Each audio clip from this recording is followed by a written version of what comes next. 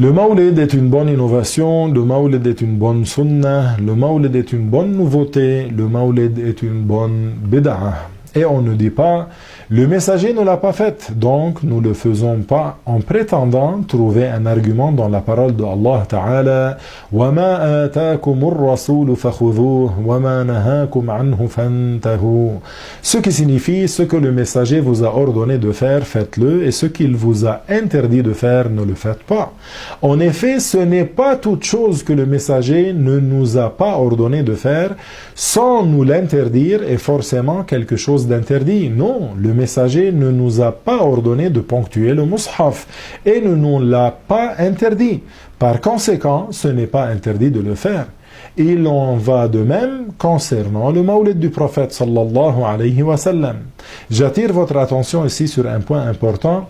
Dans le verset cité auparavant, Allah n'a pas dit ce qui signifie et ce que le prophète n'a pas fait, ne le faites pas.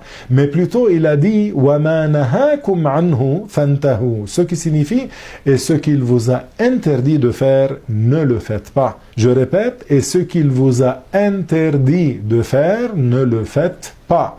En conséquence, il n'y a pas dans ce verset un argument ni preuve en faveur de ceux qui interdisent le Mawlid.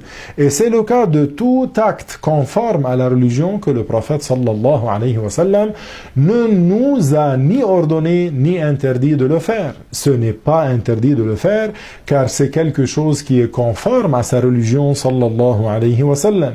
Tous les sujets de la religion ne nous sont pas parvenus par un texte explicite dans le Coran ou dans le hadith. Donc, s'il n'y a pas de texte explicite, il appartient aux savants de la communauté qui sont mujtahid, ceux qui ont connaissance du hadith, d'extraire des choses conformes à la religion du messager d'Allah sallallahu alayhi wa sallam.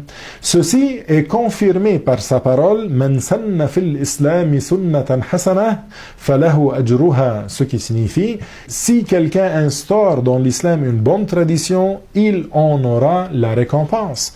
On déduit de ce hadith que Allah tabaraka wa ta'ala a autorisé les musulmans à innover dans la religion, ce qui ne contredit pas le Coran et le hadith. Et c'est ce qui s'appelle une bonne tradition, sunnah hasanah ou bid'atun hasanah. En bref, le Mawlid est une bonne bid'ah acceptée par les savants musulmans. Alors allez-y, profitez-en des célébrations du Mawlid pour multiplier les invocations en faveur du prophète Mohammed. Encore plus, bonne fête à tous.